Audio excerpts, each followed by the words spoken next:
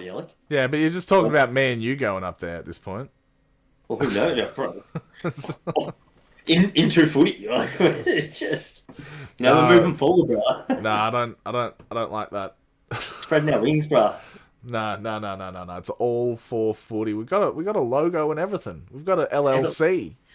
You know what I'm thinking? Can't just change it like that. At least when the royalties come through, there'll be less hands to have to spread it through.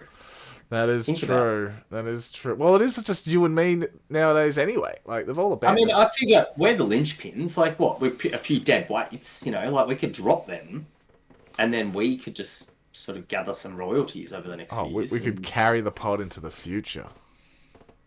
Imagine we just literally change it to into footy. And it's just like, what the fuck? We're like, yeah, look. And we're millionaires. We're millionaires off our AFL podcast. It'd be great. Then we fight. We actually get somewhere. Like, somehow it just becomes this fucking sensation. We become like the next front bar type comedians. Like, just. Oh, for sure, We dominate the space for years to come. We have the experience, that's for sure. You know who the one person who would hate it the most? Who? Just naturally. Rick. You'd just be like, they ramble too much. We started it at my house, like, you guys just stole my idea, like, this is all bullshit. Like, he'd just find a way for it to just be like, you guys are cats. And who knows, maybe he has a point. What's up, everybody, and welcome to All for Footy, the AFL podcast, where good friends gather and get about last week's games, this week's games, and everything in between. I'm your host, Nathan, Mr. 9 out of 9 Norman, joined as always by the second best podcaster in the world, Dan, the Big Daddy, Reeby. How you going, Dan? Mr. Nathan Norman, my feathered friend. I'm fantastic tonight. I'm well-travelled again. We've been out to the Yarra Valley and back since the week's footy's finished, and we've been out meeting the people in the local communities, and we've just got so much footy to bring you tonight. So we're very excited, and me and Jai Reeby, that is, were following the round very closely, and he out-tipped me by 1 this week, so I am a little bit upset. Yeah, well, you are a bitch. But he went North Melbourne and I went Hawks. I got him on that one. But oh, lovely. Lovely. Well, you always want to talk about tips at the beginning. We have a part in the middle of the show where we talk about tips. You keep burying. There's a reason why I bury the lead, all right? People want to hear about the tips, so they have to listen to all the week's recap before they get to the tip results. All right? That's how we get the views. And we get views. Don't you worry. Don't let those numbers on the thing fool you. We get views. Look, that all into footy community out there, Not a thing. No, all for footy. I really feel like that we could grow this thing into a fantastic legacy, and that tipping competition is our centerpiece, isn't it, Nathan? So, I'm just disappointed because last year, obviously, I'm wearing the trophy still, and I do like to boast about it a lot. And I'm not going so well, so it just upsets me. But our mates down at the Mates Bar in Morty Alec have offered to have us in for a live show. No, they haven't. And they have, Nathan. I actually am just revealing this live on the show as we speak. But okay. I feel like if we can get out there around the community and maybe have a show one night where there's a few people live in the audience, maybe my tipping skills will, I'll just sort of find a reason to tip properly again, and maybe I'll nail 1 more 9 this year. That's my big hope. Good luck with that. I feel like I'll get one. Yeah, maybe. But, you are talking to Mr. 9 out of 9, so maybe be a little less shameless, I'll tell you what, though, I must admit, this bye period, how's it felt for you? I think... I don't like 7 games. I like 9 games, thank you. It's been a month of it now, and it's a real wish-wash, isn't it? It's almost over. Yeah. Or is it over? I can't recall. Do we have buys next week as well? No, we don't. We're out of it now. Oh, we're done. We're done. It's all behind us. It's all fine. It's all over. We got 9 games again, and we should all be happy about that. What was ever wrong with just the old sort of split round bye period, where you have 4 games and 5 games just for 2 weeks? A Friday, a Saturday. Get it over with. Rip the Band-Aid off. Yep. Yeah. I get you. Well, that's just not what they did. So, not really much we can do about that. So, yes, anyway. But, It's always nice when your team has a bye because at least you don't lose that week, hey Nathan? That is correct. That is correct. Well, let's get into last week's games. Speaking of What? losing last week, God. All Yeah, right, Thursday night football at the Adelaide Oval. It was Port Adelaide versus Carlton. Port Adelaide 16-14, 110 to Carlton 8-12, 60. Port Adelaide by 50 points, just digging the heels into the Blue Baggers. What do you reckon, Reeves? What's your analysis? Oh, look, I did a bit of a synopsis on this game over the weekend, and I sat there and did some real deep diving after this. I just Wait. thought there's a lot going on here, and, you know, Carlton to me, I mean, they're a very interesting study where a lot of people are saying, let's sack the coach. And just at the minute, I honestly don't think it's the coaching. I think he's given them every chance. Potentially they're changing game styles too quickly. Mm-hmm. I just think potentially they're not staying patient here, and they're trying to mend up things on the run. Because on the weekend, I mean, Port haven't been in the world's best form, and Carlton made them look like they were, A cut above. Harlem Globetrotters or something. I mean, they were just running rings around them, and in some of my deep diving that I found, Carlton, they had been moving the ball pretty slowly this year, and on the weekend, they moved the ball faster, more directly than they had all year, almost up there with the numbers of any team who moves the ball as quickly this year. And their ineffectiveness to hit targets and to go inside 50 and hit any target, I feel like they probably will agree that they're trying to move the ball too quickly. They just kept kicking it down the line to 50-50 contests, and Port were playing with a bloke behind the ball a lot and just getting the outnumber and then just keeping the ball. And it was really simple footy going on, but Carlton just looked hamstrung.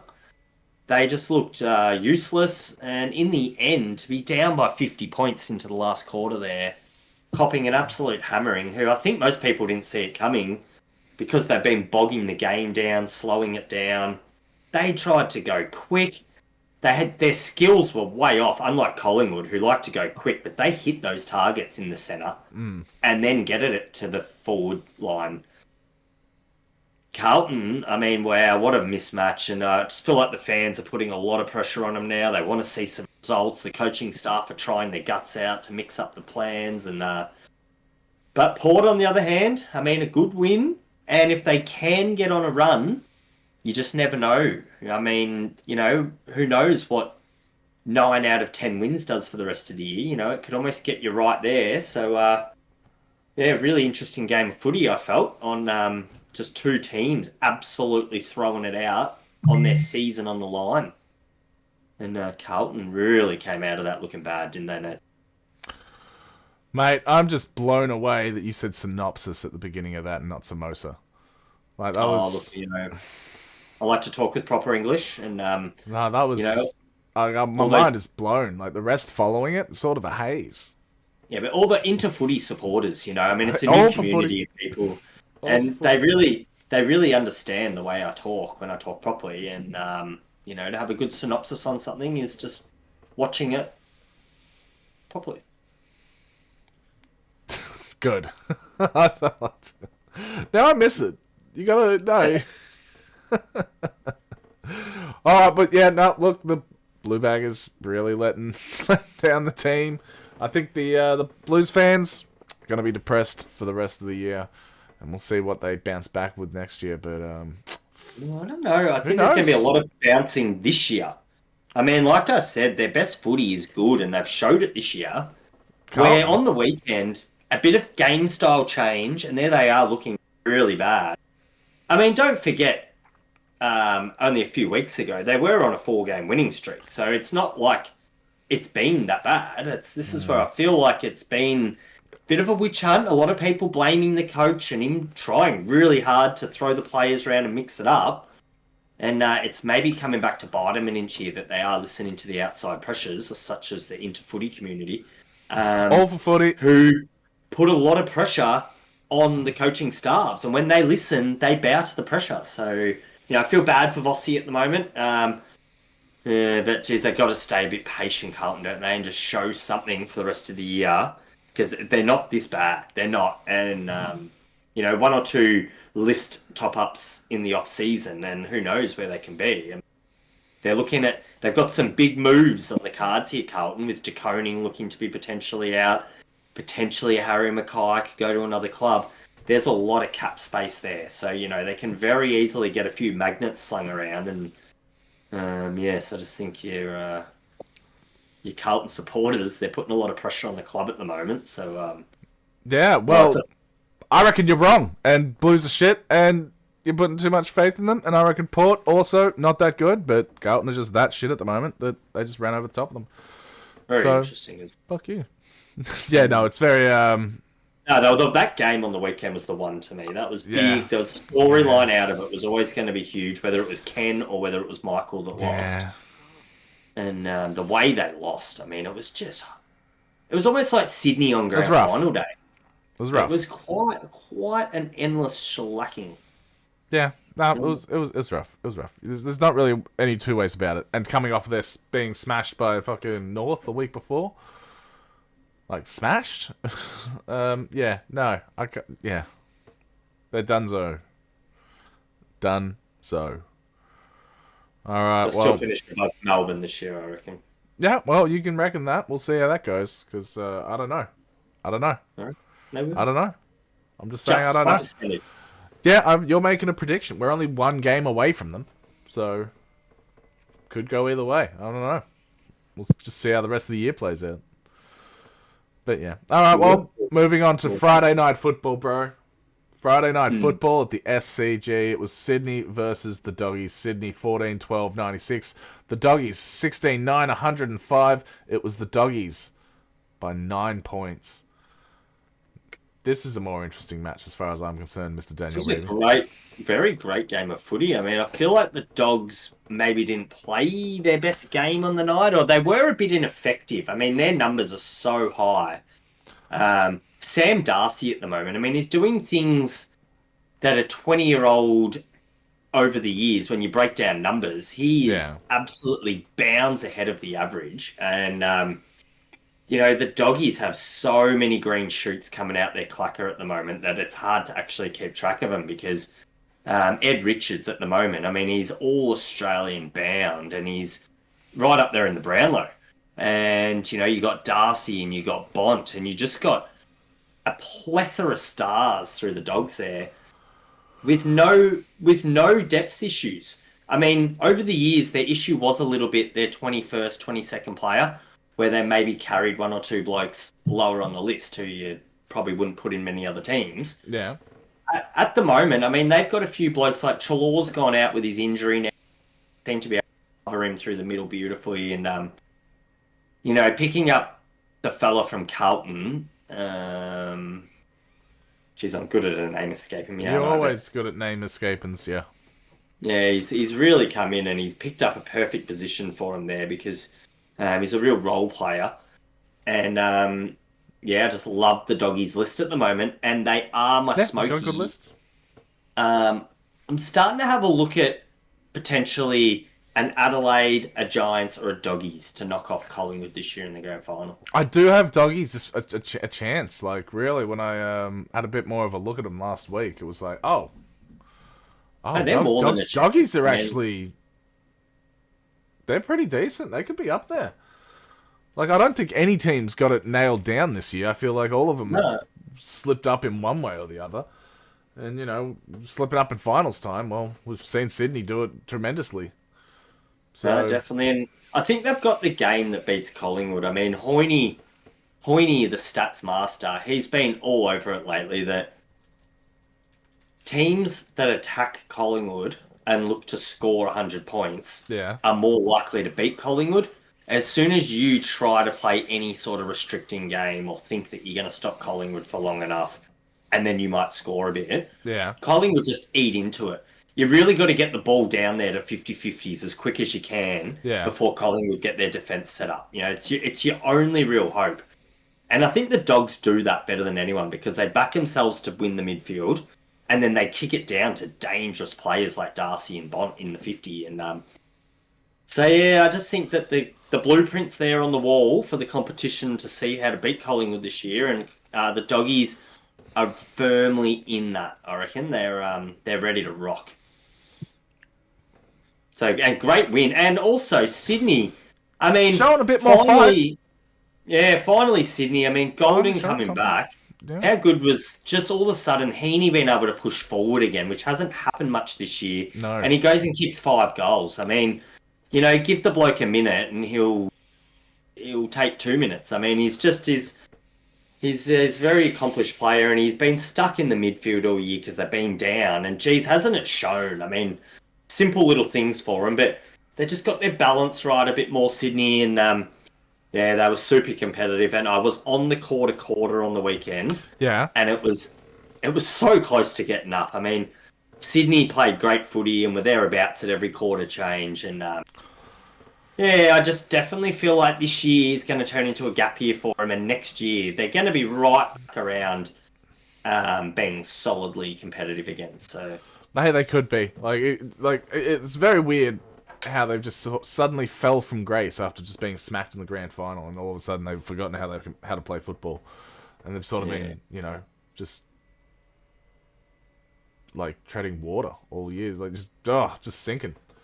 A lot of stiff injuries, though. I mean, it has been tough for them, and now you look back a bit, they've been trialling guys in other positions. They've been playing some debuters, which means. Going forward, they have got some experience into young guys, which they probably didn't need to do this year. Now they look back, but every club tries to do it.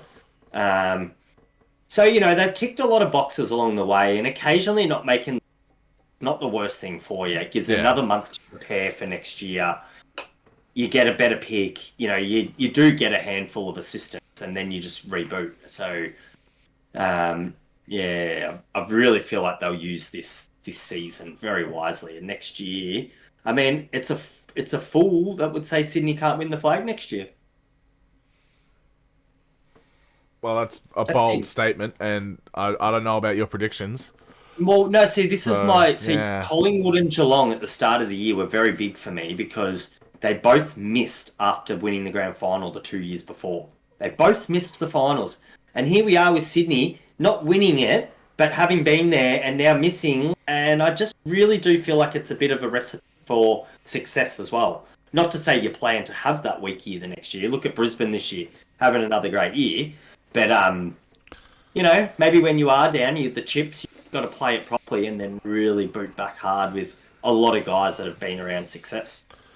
Yeah. More than St Kilda's list. Cool. So, good game of footy anyway, wasn't it? Yeah, no, it actually was. Sydney supporters should not be, you know, too down in the dumps over that performance. Like, Doggies are solid. Doggies are solid. You know, they beat the line, that's for sure. But, you know, yeah, go Doggies. Rick would be happy. You reckon he's sniffing about September? He's just like... Oh, mate, Rick was going to come on a golf trip with me in September after footy, and he said he can't. He can't. He said he can't. And I knew in my head, I go, it's because the Dogs are right up there. Like, but I didn't say anything, and I said, oh, okay, you know, yeah, whatever. A few things on in September. He can't do anything in September. That's just how it is. Yeah. All right, let's move on to the next game. It was Saturday football at the People First Stadium. Gold Coast versus Melbourne. Gold Coast 15-14, 104 to Melbourne 12-13, 85. It was Gold Coast by 19 points, and really, it should have been wider. D's saving a bit of face at the end there by catching up with a few unanswered goals. Reeby, did you watch this nonsense? I watched pretty much the whole game here. I was very... excited for Melbourne's chances, but I actually had Gold Coast at the line, which was my big tip of the week. Yeah. And the line started off at the weekend at 17. When we were doing the pod. And by game day, it was 21. And I thought it was quite interesting that they won by 19 points because I had a multi on, which had them at 17.5, and I got that leg. Mm-hmm. But... how interesting that the line had crept up to 21 by match time, and that line didn't suffice. So Melbourne saving some grace there. Yeah. I mean, to me, Gold Coast, they just had to win this game for their season. I just think they've got a bit of a predictable draw coming now where they've got a few easier games at home with a few really tough away games. They just got to pinch probably one game this year. And, a game like Melbourne at home, they win just to keep the run of the winnable games at home alive. But, to me, like Matty Rowell again, has he ever not brought his towel? I think he forgot it once. Oh yeah, he did too. He got tagged out of a game once and he left forgot. on the bench. Unfortunate. But he he's just huge and noble as well for me. I mean, what a pickup he's been from Collingwood, where I feel like at the moment a few of Collingwood's fringe players are very valuable players to other clubs because you're coming from inside the walls of quite a resourced club. And Noble has been playing great footy, and I'm sure he's bringing experience from the Pies over to the Gold Coast here. And just Fiorentini as well, and Anderson. Flanders, he's having a great year after a real slow start, and they've just got a great balance at the moment in the midfield, and it's setting them on their way because once they lock the ball inside 50 or the ball's in the opposition 50, their defence is great and their forward line's very, very attacking. So Gold Coast, they seem to have it all, and I really hope that they make the finals this year, just on the back of a lot of hard work and never making the finals. I just feel like this is the year where maybe they play a final. Just one final. Possibly. Yeah, maybe play the Doggies at the G or something just for a big experience. And it's a long road for them here. I mean, I still feel like they're a sniffer finishing 9th this year, as good as they're looking.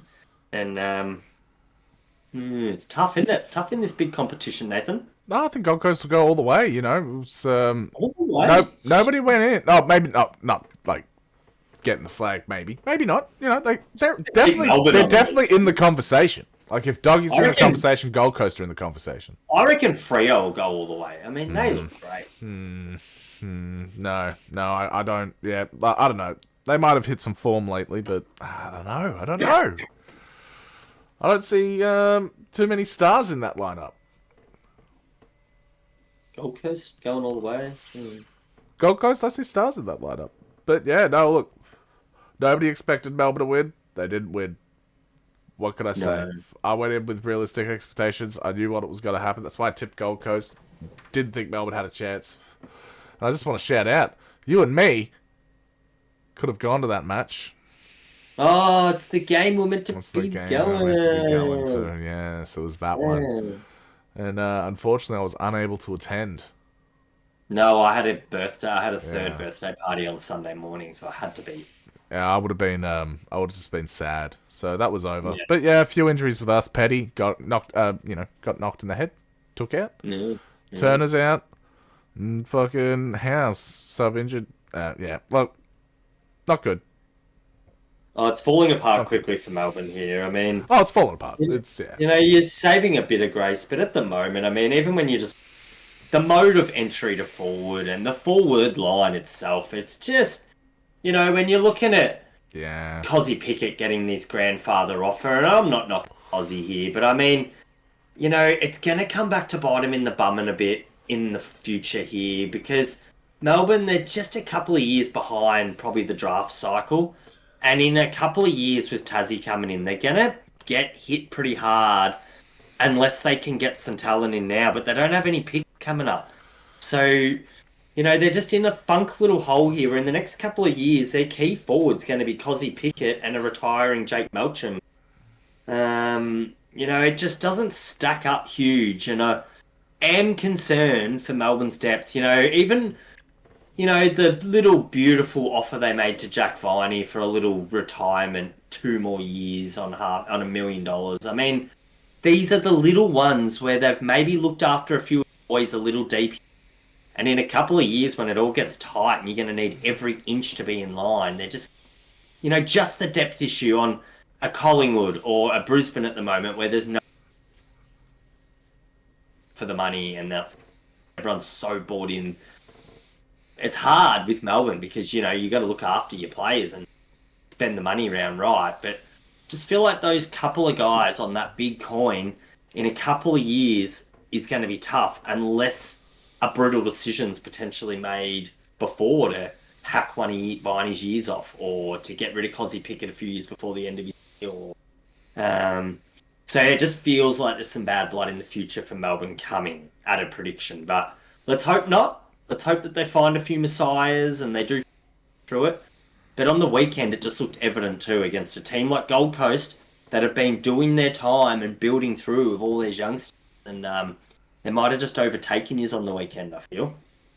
Yeah, no, I think that was incredibly uncalled for analysis by yourself. These have many prospects in the wings. I have... Name 6 of them.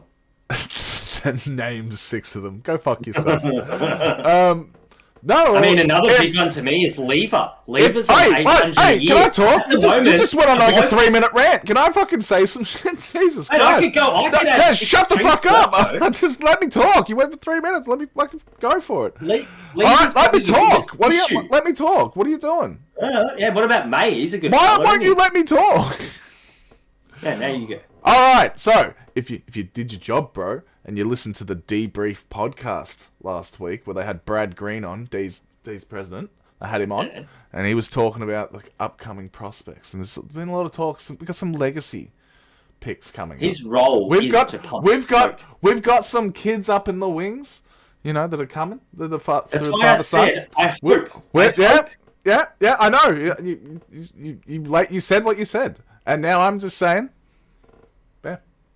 Yeah. Hey, good luck. I mean, I hope we see D's premiers 26, 27, 28. Like, it just looks fairly unlikely. I disagree. We got some father-son draft picks in the coming up soon, and yeah, gonna blow your mind. Gonna blow your mind.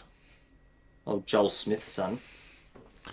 Mate, you don't even know. You don't even know. You should look into it, bro. Debrief how podcast. Good's Oliver going? Is he going to stay at the club next year? Oliver's going to be gone, most likely. Well, Somebody's going to be gone. We're going to be doing some trading at the end of the year. I don't see us holding on to Petrarca and Oliver, both of them. I don't know. I feel like something's going to happen at the end of the year. Some trading's going to get done. But, you know, you don't know. You can't see the future. And, yeah, we're probably going to lose our coach eventually because he hasn't showed any results. The club's been declining a little bit. But how's he going? What? Can I just talk? Like, shit. Well, I brought up my 6 points. Now you can go for your 6 points. I'm just trying to talk. Like shut the fuck up. Yeah, no, look, we're probably going to lose Goodwin. The club's been declining for a while. Yeah, we'll probably lose Goodwin at some point. We're probably going to get rid of Oliver or Petrarca at some point, yeah. And yes, the draft will be tightening up with the introduction of at least one new club. So, but... Does it get you nervous, doesn't it, Nathan? I can feel it. But it's all right. It's all right. Okay? It is all right when you win one premiership in 50 years and it was interstate. You know, the supporters want to see some success in their home state. And, you know, with this list that's come through, you feel like a lot of them are going to remember this era more for probably not having more success than probably actually giving accreditation to the premiership. Which sounds a little stiff, don't get me wrong, but it just feels like the tone when you hear from a lot of Melbourne. You know, they're a bit upset at the moment and disgruntled, and they're just wondering why Goodwin's just pottering along with what he's doing. And, you know, it's hard as a coach because you do have a lot of comfort with your close and you know, but the footy world moves on that quickly, Nathan, when, you know, sometimes a few of the Melbourne hierarchies might have been stuck up at Mount Buller for a few months too long, and they miss a few memos. I mean, that might just be as much as we can read into it. Might be. But, yeah, look, you predicted a Carlton St Kilda grand final this year, so I don't know how well... your predictions very, your foresight, I don't know. Nathan, you didn't listen to what I said properly. I predicted both teams to bottom out in 3 years. both to absolutely Stephen Bradbury it on the bottom of the line. You know, who can bottom out first? Oh shit! Did you? I'm worried now. Like maybe you. Did you mistake me for thinking who was going to get to the top? No, I meant bottoming out. No, we don't have that recorded on any earlier podcasts. No. They're rapidly falling down. Both teams are fighting each other. Mate, if you could delete like the previous podcasts off our YouTube channel somehow, that'd be good. I'd respect it. Because you wouldn't be able to find this distinct episode. You just have to delete them all. Nah, look, it was a big prediction and it's gone a bit sour. But both teams are trying very hard. And what I might have to do is rehatch it for another 3 years from now. Just within that 3 years. Yeah, so maybe another 3 years. Maybe I went early on my window. I should have said a 6-year window. You were looking too far into the future. That's what that was. I was too hopeful. Too hopeful. Well, you know, we're only human. All right, well, with that, let's move on to the next game. It was Saturday afternoon football at the University of Tasmania Stadium. It was Hawthorn versus North. They play every year at Tassie, don't they? Hawthorn, 23-12, 150 to North Melbourne, 9-11, 65. Hawthorn by 85 points. Reeves. Oh, wow, again, I didn't see this coming. A lot like the Carlton-Port Adelaide match. I thought North real rubber, ring it out. I'll be going back and forth here. And the Hawks just played amazing footy, though. I mean, I don't think North need to get beaten up out of this because the week before they proved they're right up and about it. And I mean, they still tried hard. I mean, Parker and Sherry and Sheasel and, LDU and, I mean, they were moving the ball okay in patches in the middle. And you know what North's about. They're about solid effort. But Hawthorn just made them look second rate. And I think that's Hawks having the week off there, been really mentally ready for a big game of footy. And their coach at the moment's got them humming. So I think hats off to the coaching staff at Hawthorn. Jai Newcomb in the middle. I mean, he's just going from strength to strength at the moment. And the Wizard Watson too, didn't he play a great game? And Chow up forward kicking 5. I thought he was very impressive.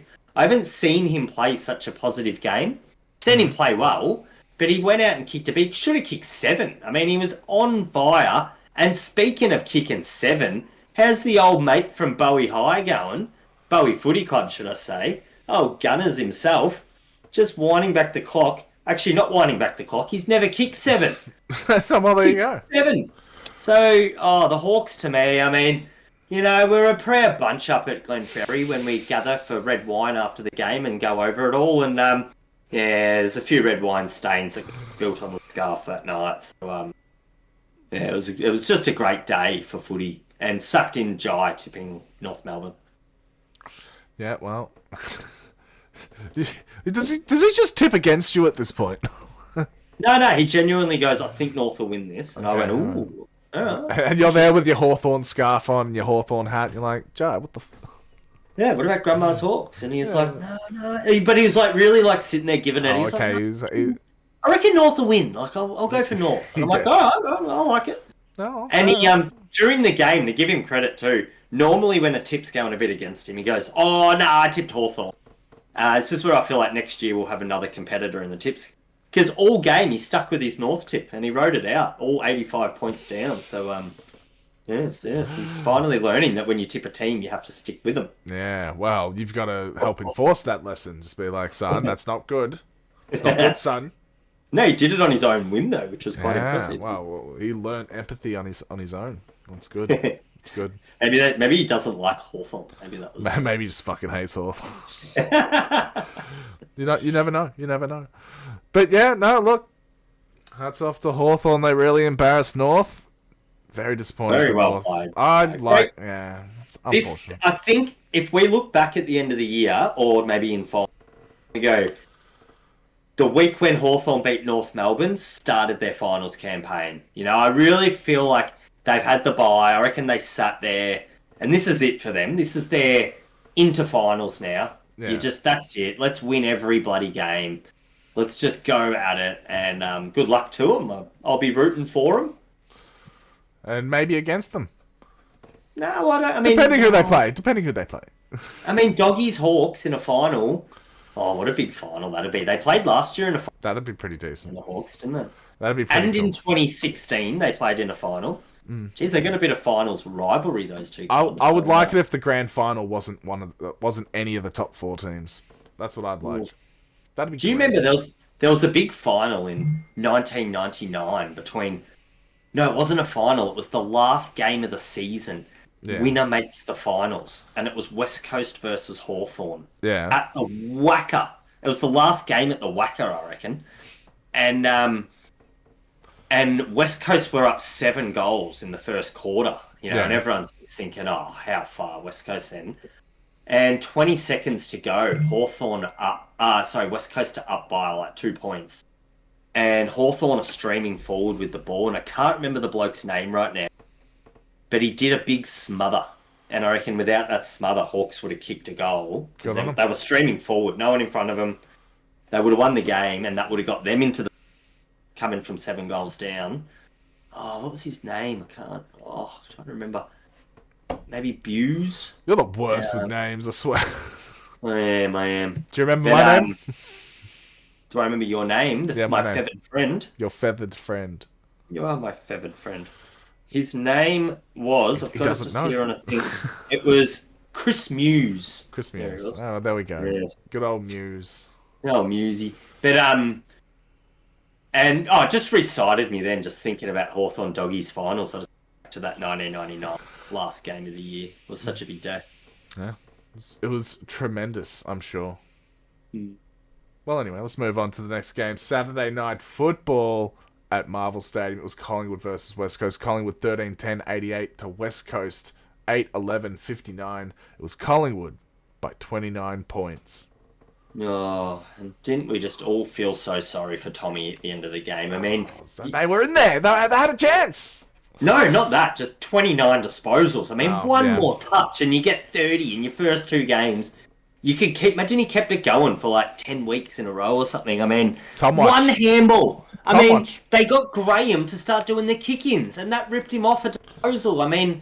the coaching staff, if you just... but anyway... Put it all on Tommy! I'm sure they weren't worried about that, but, wow, I mean, Collingwood, I mean... There's something about the gears they play in, I feel. I mean, West Coast started really well.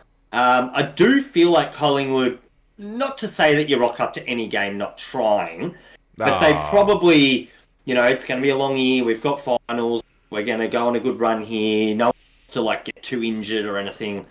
Let's just get a bit of a feel into this game and we'll do what we have to do in the back of the game. I feel like that's the way Collingwood treated it.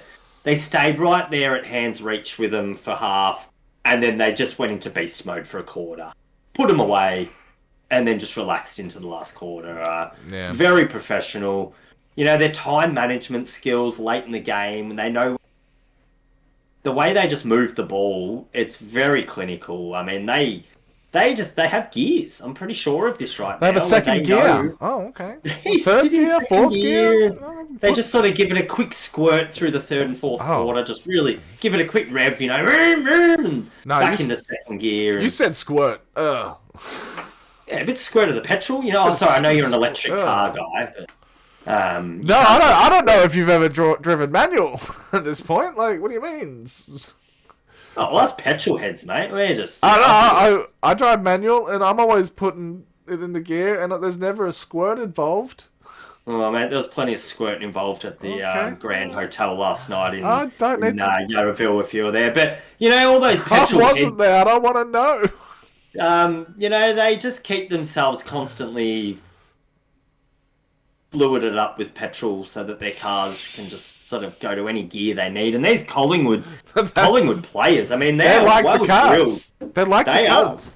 They're very well drilled. And it was interesting to see Tommy McCarthy go straight to memory at the start of the game. And I did notice that the guy on debut for West Coast on the weekend, he got a handshake and a good luck from his opponent, where Tommy just got a bit of a bump and you've played one game now, mate. You're a seasoned player. No good luck and no handshake from Tim Membry to Tommy. So, what a game. And, West Coast to me, I mean, Harley Reid, he played probably his best game, I reckon, almost for West Coast. He had, I don't know the touches right now, but a high 25-plus game with a goal or two and set up a few goals and was very effective as well. And, he's really starting to come into his own now, Harley. I know you don't know a lot about guy is Nathan, but he's a young star. Fuck off. I know. He's probably one of my favourite players on the West Coast. Well, unlike you, I actually know what I'm talking about. Harley Reid only got 17 disposals. What is this high 25? Highly effective. Like, what are you talking about? And you think I don't know about future Geelong midfielder Harley Reid? I know all about him. Don't you fucking worry, mate. All right? Well, you heard it here first. No, mate. Isn't half the comp playing for Geelong next year? It'd be very interesting if they were to snaffle him. I mean, I do see a small issue with Geelong traditionally not paying overs for anyone. At the moment, Harley Reid is getting shopped around at a fairly high price tag, so it would be interesting to see how they snaffle that one. But I have heard that Geelong are very good at doing things under the books, so yes, we'll wait and see on Harley Watch, won't we? Yeah, we will. But yeah, look, unfortunately, West Coast coming up short. Collingwood winning, they should have. You never thought Collingwood weren't going to win this, even when West Coast were ahead. You always thought, like, yeah, look, Collingwood aren't going to lose face. They're going to step on it. West Coast is going to fall off. They're on the bottom of the ladder for a reason, folks. Just another sneaky watch for me is, I think if you're really smart at investing your money right now, you'd probably cash out on your mortgage and just plethora it all into Dacos to win the Brownlow. No.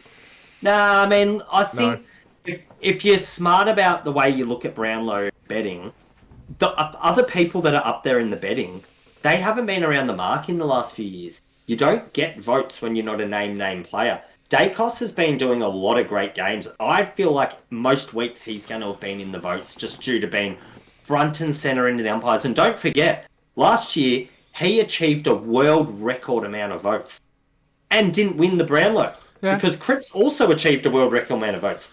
So Dacos, I mean, if he doesn't get close to a 35-40 year, potentially again, I think something's wrong because he hasn't had any weeks. Yes, he's been tagged, but in those tag weeks, he's still found a way to get a lot of footy. And I think the umpires reward him. And I just honestly feel like he's going to walk away with it this year.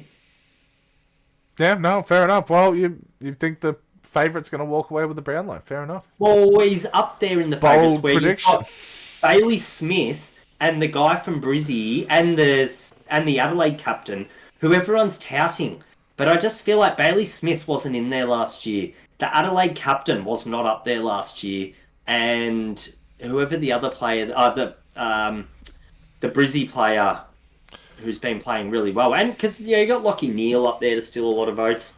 Yeah, but obviously in Collingwood you've got a lot of good players, but it is easy for the umps to constantly get Dacos in the votes because he's so front and centre every week doing the grind work. Yeah, well, the top five is Noah Anderson on $15, Caleb Sarong for $15, Bailey Smith, $4, Jordan Dawson, $3.75, and Nick Dacos, the favourite, at $3.50.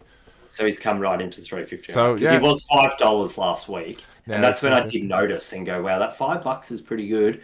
I mean, on the weekend, again, 3 votes. Like, you're just giving it to him. So, yeah, interesting one to watch. I mean, $3.50 is nothing to sneeze at. So maybe we'll have to just invest should we just put a few shares from the pod in?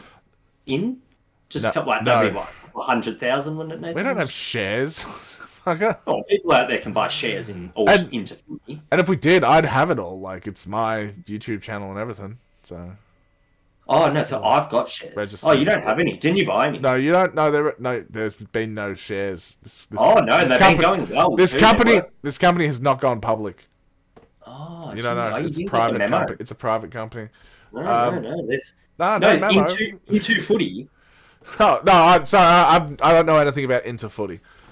Into Footy's been doing very well. It's a very high rate. Yeah, never heard of it. Anyway, let's move on to the next game. It was Sunday football at the MCG. It was Richmond versus Adelaide. Richmond 8 goals, 654 to Adelaide 18-14, 122. It was Adelaide by 68 points.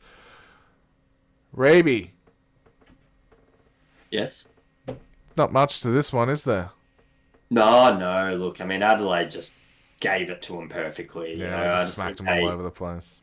Yeah, you can put it that way. I mean, they just really knew that they were coming to the G, which I think every team that comes from interstate when you enter the MCG walls, you go, right, let's really sniff this grass. Let's really pretend like we're playing in the grand final. Let's go dump all them. out. Yeah. Yeah, and it's just a bit of a mantra, isn't it? And payback for 17. Don't forget about 17. Tex Walker was playing that day. I never not many of them were about playing. 17. Keys, 17 was a big day. And didn't Tom Lynch have a crack at trying to get stuck into the Adelaide players for throwing it back to retributing 17? I mean, a few haymakers. What's that all about? Oh, mate, you know what it's about. You know what it's Dumb about. foot. You know what I reckon it was about? What's I reckon that? he might have a wedding or something on maybe in the next few weeks. And he's like, shit, I need a few weeks off. I mean, it reeked of that. He might have a double weekender or something up at Tokemore. And he's like, oh, how am I going to get out of this one? It's my best mate's wedding. Oh, I know. I'll get suspended for 5 or 6 weeks. That'll do it. So he just threw a roundhouse. And, I mean, the annoying thing for me is that I really hope this does. I've been surprised that I haven't heard this discussion more about the red card thing. I mean, in a weird way, it almost fits the bill for, send him off for 10 minutes, or sin bin or whatever. I don't think Australians want that. We don't want that. Well, they do it in rugby. Yeah, no, it's not AFL. Because you can't trust those New South Wales people. I don't think Australians want that. We don't want the red card, yellow card nonsense. That's it.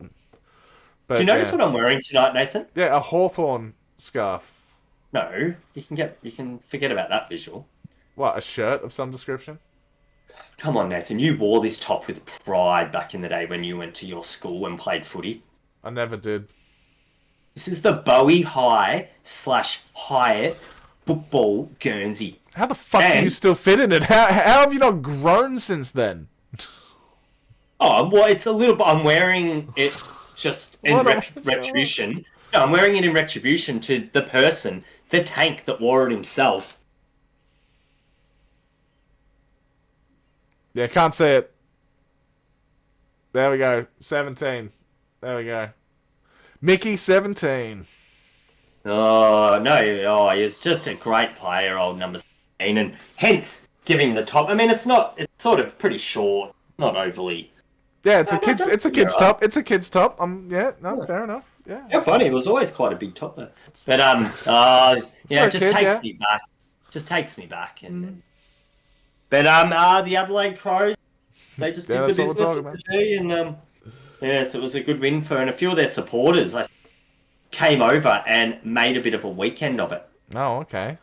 Yes, there was some Adelaide supporters caught up in the news there, getting up to a bit of mischief on Sunday night in Melbourne, and yes, they were named and shamed a little bit, staying at the Crown they were, and yes, then the news report the next day, there was some unruly Adelaide supporters who were staying in Melbourne over the...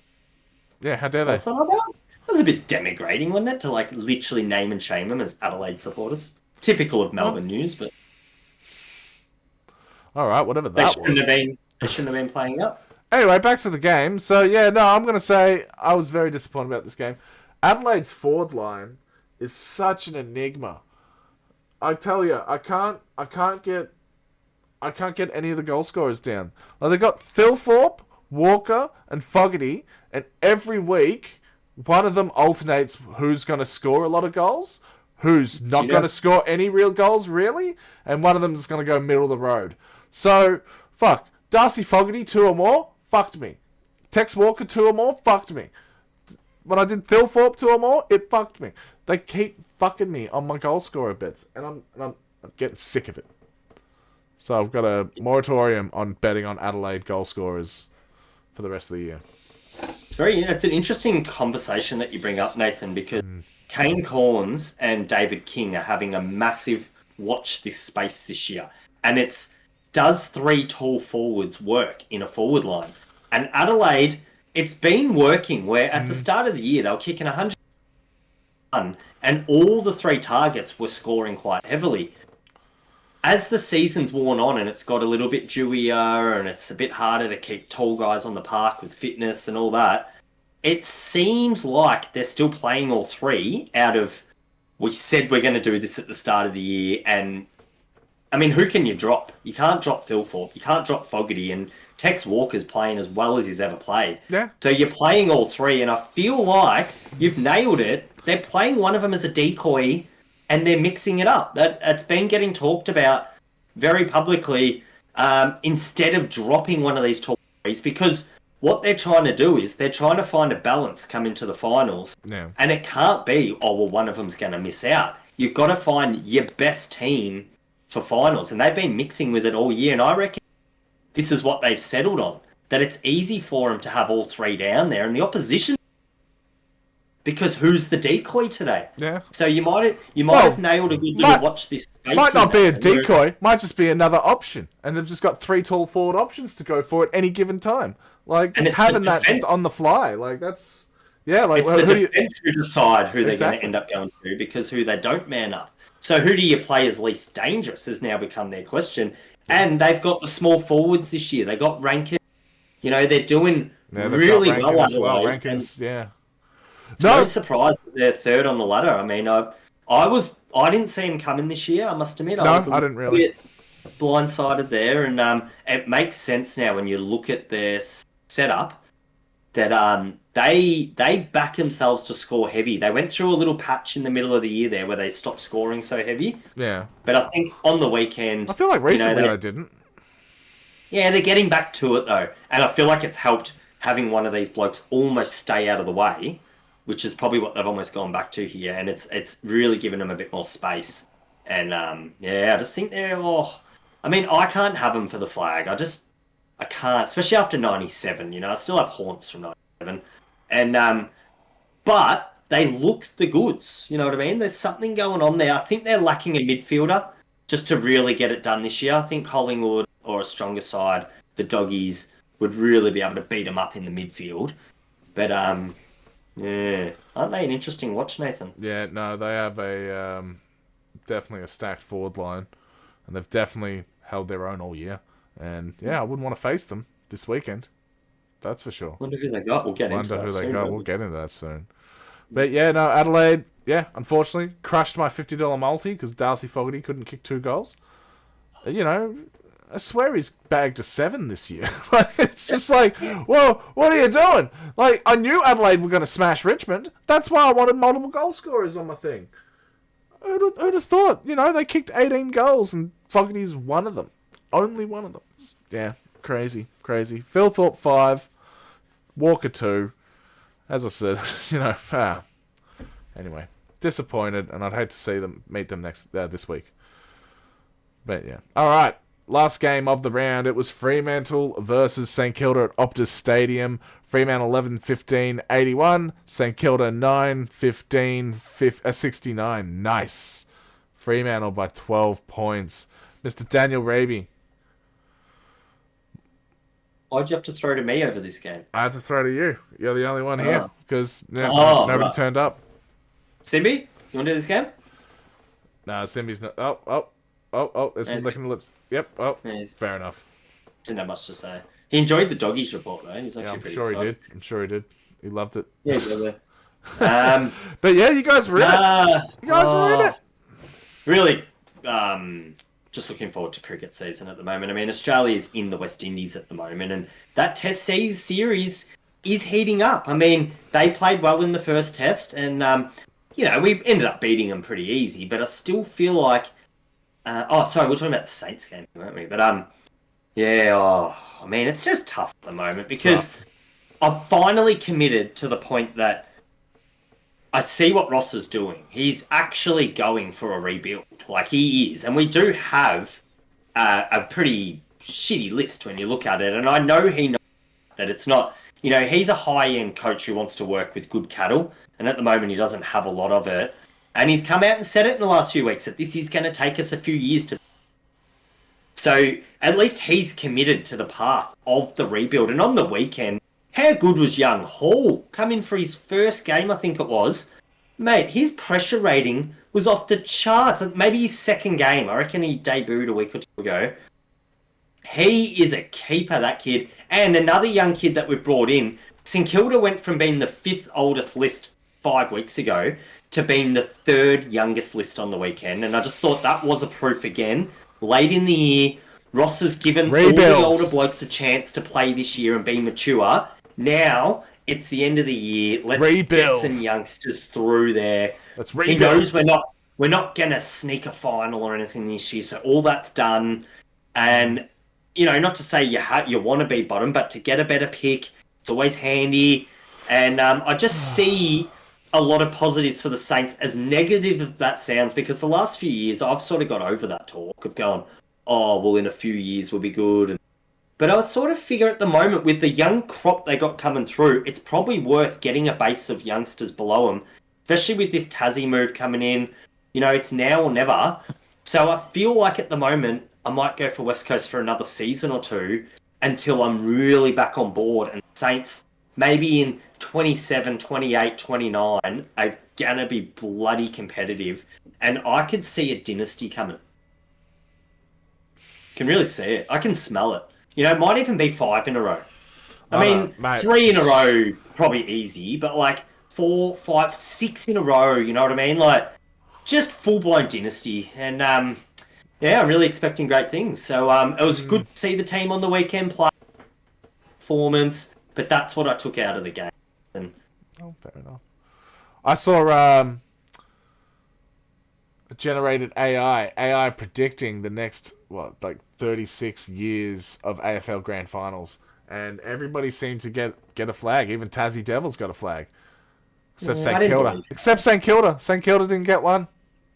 Yeah, but do you know what they got wrong with that? They said that I was going to eat chicken for dinner on the 14th of July 2027, and I know I'm going to a restaurant that night, so I probably won't have chicken for dinner. So I've got a feeling that a lot of the key indicators AI future premierships map wasn't legit.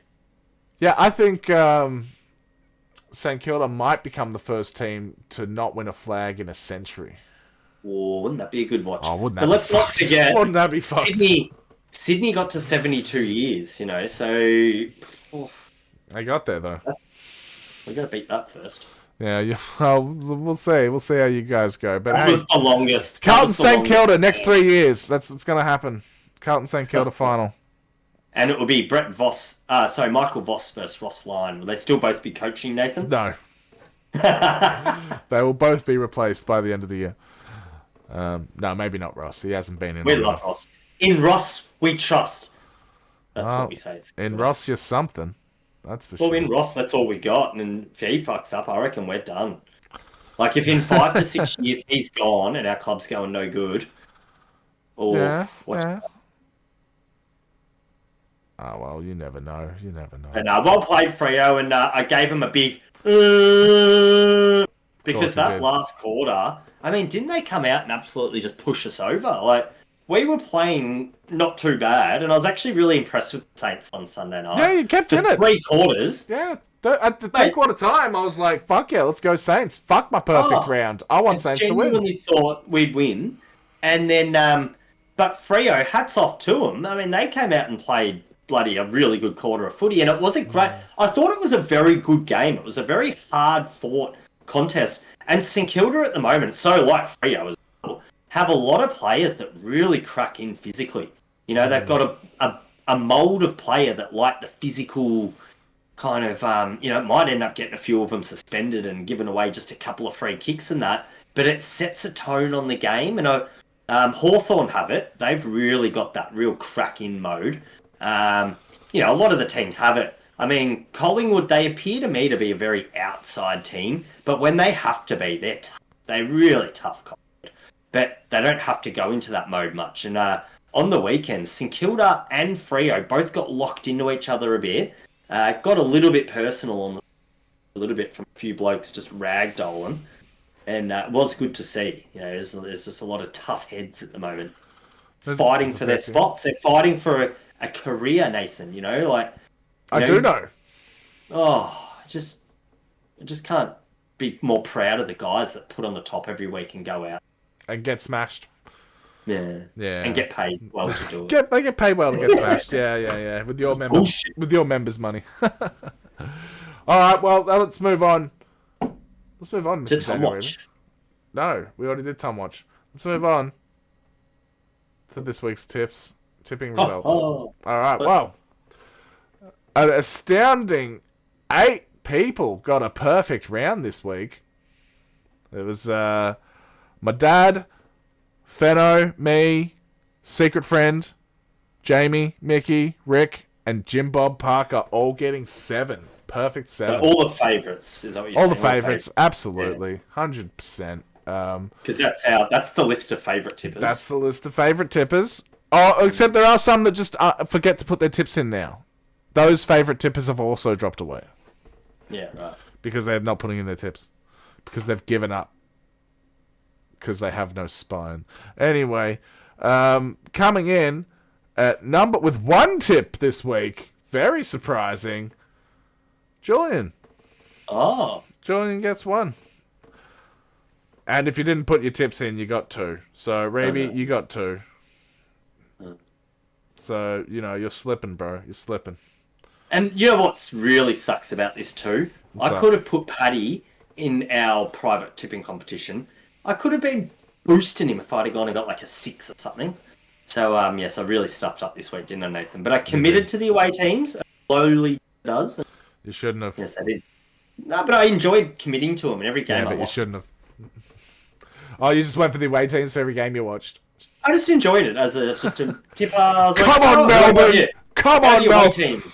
Go those white shorts. You should have gotten your tips in, bro.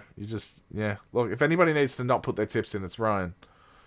But anyway, we'll get to that. So, yeah, coming in at the bottom of the ladder, Julian on 53. Congratulations, sir. Doctor. Julian's on 24. Doctor. Dan, you are on 22. You are 3rd from the bottom. Thank you. And then, I'm coming in at number 9 on 89, so that's all right. And then, top 5 goes as this. Coming in at number 5 and entering the top 5 for the knock and steelo out is Jamie on 91. Ooh, congratulations, Jamie. And then the top 4 didn't move at all, didn't change at all. Mr. Alan Fauna still coming in at 4th with 93. Jim Bob Parker still 3rd on 97. Your secret friend Luke is coming 2nd on 98. And Fenno is just ruining the competition for everybody else like a big bully. And he's on a whopping 103. Crossed the century mark over the weekend. So congratulations. And gotta say, drop in the bravado. It is a decent effort. Fenno's just running away with it. Congratulations. It's all but done. I really don't see him losing at this point, and we're like just a bit over halfway through the season. So, Nathan, I wouldn't say that. Last year I had a 7-tip lead coming in somewhere around maybe this period, and it definitely got down to the last. So but hang on, you won still though, didn't you? I did, but it got very tight. So that's still, a couple of tips, 2 here and 2 there, and all of a sudden it can change. So no, he's going to take favourites every week. There's no way he's going to fall off. No, but someone behind him will have a little crack soon, and they'll potentially put their season on the line. They'll be doing little roughies to try and catch up, and instead they'll be falling downwards even more because they're going roughies. That's what'll happen. Fenno's got this, man. I'm telling you, he's got too much of a commanding lead at this part in the game. It's been a close. Is he following the game as closely this year? I mean, with his lack of podcasting, maybe the favourite tipping will end up leading him astray. I mean, the little insights we give on the pod, such as Sydney being on the bounce now, and Melbourne being no good, and these could be the tips that could be the pivotal tips. So I feel like he's doing better without the podcasts. Like, not doing the podcast has actually made him do better in the tips. This does. You got to think, like, it sort of lines up, doesn't it? Statistically, you're right. Yes. Yes. Well, most predictable. We should get him back on the pod. Maybe we'll get him back on the pod, and then we can get in his head. Well, didn't you kick him off the pod? Like, isn't that what you wanted to do? You kicked him off the pod. You can always bring him back, though. I don't think he wants to come back. I think he's got beef with you now, bro. Maybe. I don't know. Well, look, you can always ask. I'll speak to him about it when I rock up at his house in September. Yeah. So when it's over, fair enough. No, we'll still be going. Yeah, sure. All right, well, let's move on to this week's tips, bro. This week's games. First up, Thursday night football. at Marvel Stadium. It's North Melbourne versus the Doggies. Reeves. North Melbourne versus the Doggies. Look, I mean, after North Melbourne's performance last week, it's very hard to against the here. I've been enjoying giving North a bit of credit, but I think Doggies have shown the last few weeks that even against the lower team, they're really in it to get percentage if they're going to have a team that's not up to their standard. And I think they'll really grind North Melbourne hard. At least walk away with a 30-point victory. Yeah. Oh, well, yeah, absolutely. I wouldn't be surprised if they did, but yeah. No, look, it's hard to tip against the Doggies, especially if it's a bottom 8, bottom 10 side, I guess. So yeah, no, Doggies will get this one fairly comfortably, I'd say. But I'm still going to use a margin of 0. Ooh. So yeah. All right. Friday night football at the MCG. Carlton versus Collingwood. Big crowd. What do you reckon? Collingwood.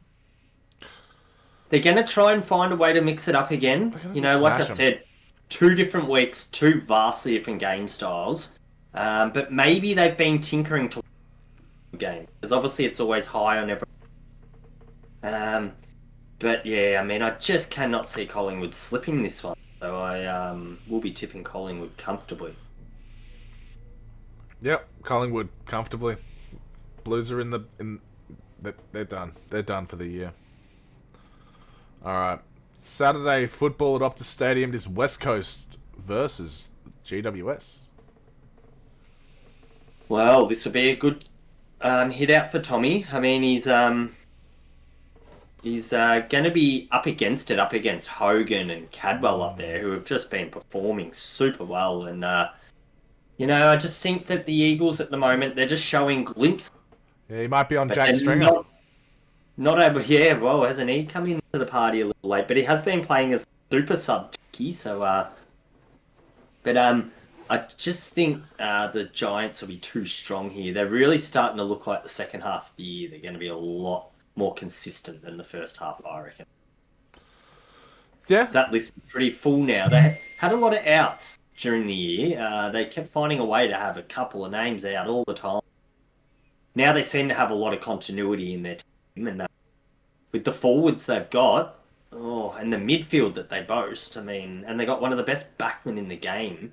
It might be the full back, All Australian this year. So yes, Collins, that's his. And so go the Giants, but go Tommy. Yep, fair enough. Yeah, look, our heart's always with our best friend Tom. But yeah, GWS is going to take this one home. Sorry. Oh wait, that was a double Friday night football this week. Header. I didn't know that. Oh, I missed that. I just assumed it was Saturday because it was, the next game after the Friday night game. No, it's going to be a big Friday night. And the game's starting in the West. It's a late finish. I mean, you get through night. So, I'm going to enjoy that. I love double Friday night football. Give it to me. Oh, give it to me. It's exciting, mate. 9 games are back. I mean, are we any pumped? Yeah, I'm pumped, man. I really am, because it felt like, it was just like, something... This doesn't feel like enough. It's like, if you're going to do 7 games, get rid of the Thursday night game. Just do it. No overlapping games. I mean, that was probably not a bad token during the bye period, if you do that. Yeah, get rid of Thursday night. We don't need Thursday night football, but you insist, so get rid of it during the byes. I mean, Nathan, I'm a big fan of Thursday night football, so you're sort of preaching to the choir here, but... Well, because you're a big fan of it. Mm. Oh, well, sorry. Thursday night football sucks. So... Alright. Saturday football, Marvel Stadium, Essendon versus Gold Coast. The Gold Coast Suns. Almost said GWS, but no. Gold Coast Suns. Yes, and their first matchup of the year between these two teams. Who would have thought it would take so long for them to finally meet? Now, I mean, you just feel like Essendon are going to show a bit here. I mean, they haven't been disgraceful, that's for sure, and their form shows 6 wins on the board this year. But Gold Coast just can't let this slip again. It's like the Melbourne game. There'll be a bit of pressure on them just within the walls because they just got to get it done. and travelling. You know, it's the bit where you just always question mark Gold Coast on the road. Hey, But this year they've showed good signs. They're not too bad They've this been year. good. They've been good on the road. They got some So W's. I'll definitely happily tip them this week. I just really hope they don't let the supporters down. You know, this is the one. I mean, Essendon very. You've seen them do it a few times to teams when they just get a bit of a start in the game and then they're up and about. So I just think Gold Coast will back themselves as well and might be a high scoring game this one because Gold Coast have been scoring pretty easily and Bombers like to score. So let's get on over the match points here. No, fair enough. With a Gold Coast victory. Of course, with a Gold Coast victory. All right. Well, I don't think Essendon like to score. I don't think Essendon like to win games of football. Unfortunately, so I thought they enjoyed it. Gold Coast are going to win. Unfortunately for the Bombers. Bombers flew high at the beginning of the year. It's all coming crashing down now. It's unfortunate. It's unfortunate. But yeah. All right, Saturday afternoon football at GMHBA Stadium. Geelong versus Richmond. Wow, this could get ugly for Richmond. Could. I think the tone that was set on the weekend from Adelaide was just get into them early, really get them on the back foot so that you don't have them hanging around at half time and getting a bit of... So, you know, Geelong here could get out to... Well, I think if you get on a 40 plus, you might be doing it. Yeah, that seems like what's going to happen. That's going to be an easy one. I don't think I'll be putting a bet down on that one. $1.34 for over 40 plus. Wow. Yeah. No. Well, I wonder what the line is. I wonder what it is. Gotta go Geelong as well. Absolutely, 100% all the way. Go Cats. Go all Cats. Right. Saturday night football at the Gabba. Brisbane versus Port Adelaide. Raby. Brisbane versus Port Adelaide. And the line in the Geelong is at 58.5 at the moment. Wow. Yeah. That's Richmond have earned that shame, so...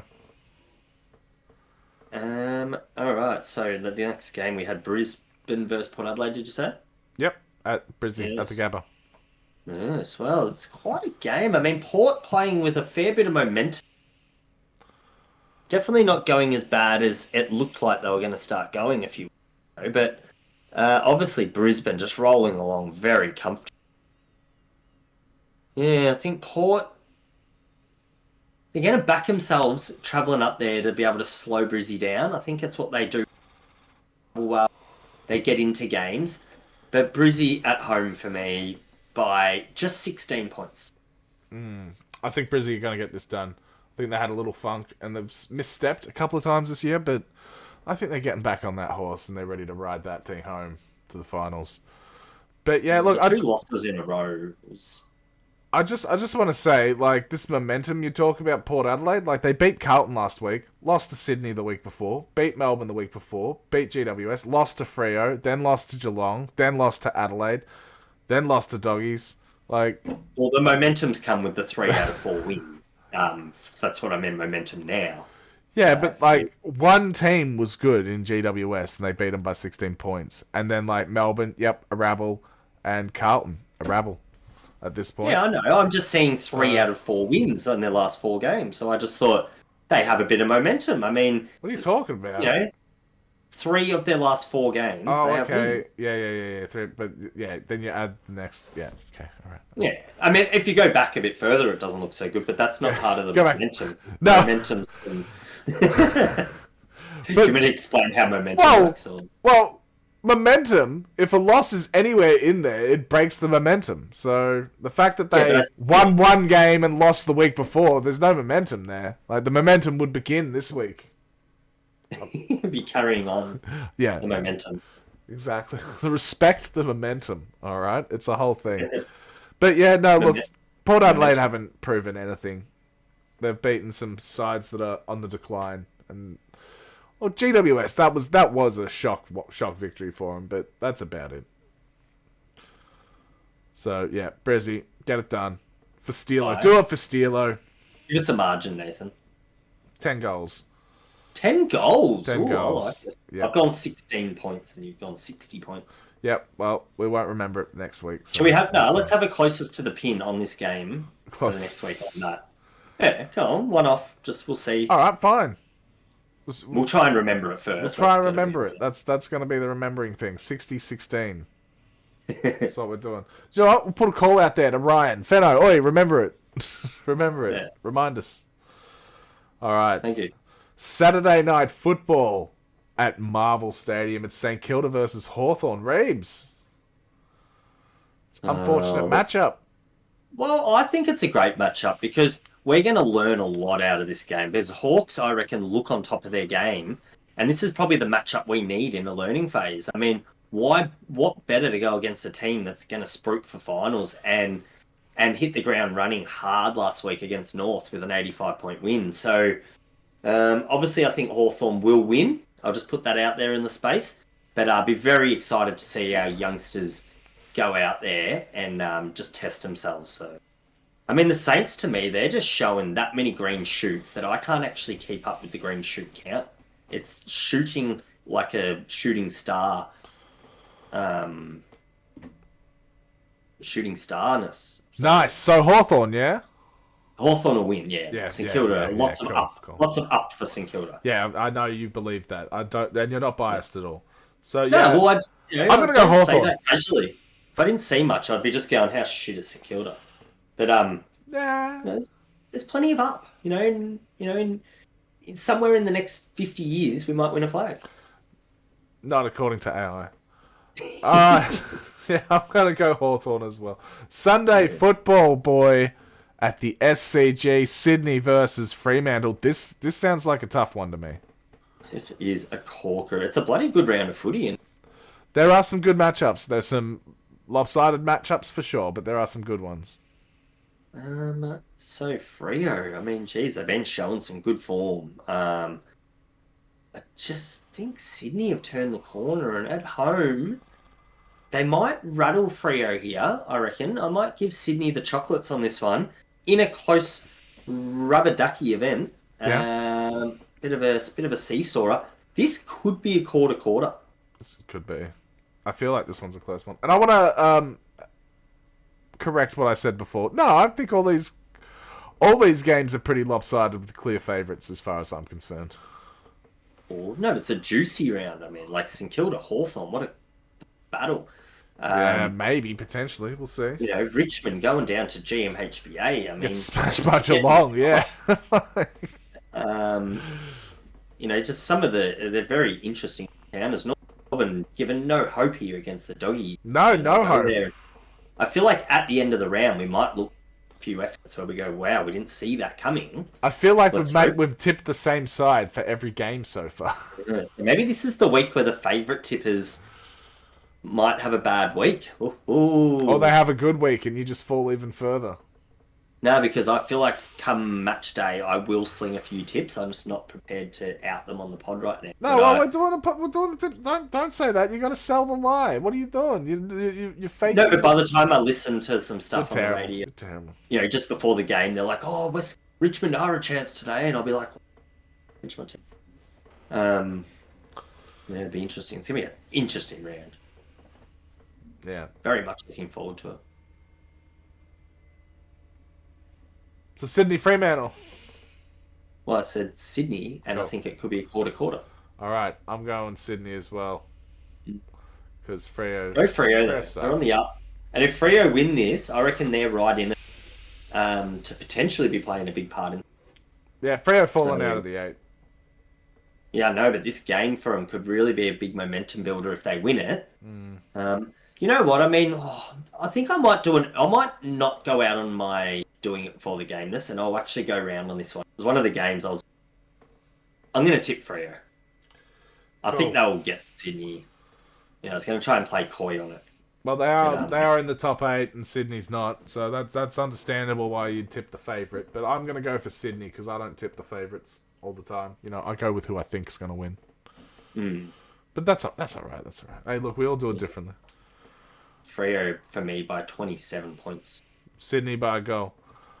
All right, next game. Adelaide versus Melbourne. Sunday afternoon football at Adelaide Oval. Who you got, Rabes? I guess I can guess it. I think I can guess. This is a no-chancer for Melbourne. It just doesn't stack up well at all to me. It does not. So yes, I'll leave it at that. Or do I have to tell you who I'm tipping? Just say the fucking name. Like, well, it's not a chore. Yeah, you gotta say it. Alright, I tip the team that's third on the ladder. Just say the name of the team. Like, why are you doing this weird shit again? It's been years since you did this. All right. Adelaide. Team B. Team B. All right. I'm going Team Radelaide. I think this team. I like the cut of their jib. They know how to play football. Unfortunately, Team A. Melbourne does not. No, you already locked it in. You're going for Melbourne. Already locked. We're just going downhill to Adelaide. There's just no two ways about it. We've got a tough run. There's no beating around the bush. I wouldn't want to anyway. So no, not with this game. Adelaide, and that's it for this week's tips. All right, Reeves. All right. Give us some closing thoughts. Oh wow, I was at the Grand Hotel last night, as I had mentioned, and the steak review, which has been missing weeks, so I managed to get myself a porterhouse. It has been a while. It has been a while, and it's been a while since I've actually been out for a good steak, because I've sort of been holding off. Haven't had many good invites from people requesting from the pod to come in for reviews. So the Grand, they put us up for the night, they shouted me out there, they put the meal in. Fantastic. Porterhouse, 300 gram, cooked on a grill beautifully. And the greens on the side with the mash and the peppercorn gravy just topped it off to perfection. And so anyone out there looking for a fantastic steak, I feel like once you cross the Yarra River up into the high side of the country, the meat just is a little juicier, and it's just a fantastic place to get a feed. So yeah, great pub. Gave it a 9.9 out of 10. Good for you. Good. Congratulations. Thank you. You're welcome. All right, my closing thoughts. I don't really have any closing thoughts. No? You know? No, How'd not the really. pod go last week? How'd your stream go? No, there hasn't been any streams. I haven't done any. Oh, you didn't stream. You said you were going to stream, and I felt did. bad that I didn't. I said a lot of times that I'm going to stream, and then I don't end up streaming because it's a time commitment, and yeah, it's rough. It's rough. But I will eventually get round to some streaming eventually. Yeah, maybe you could take up golf or something. No, I don't want to play golf. That's stupid. Mm. But it's what it is. All right. Well, with that, that's it from us at All for Footy, and we're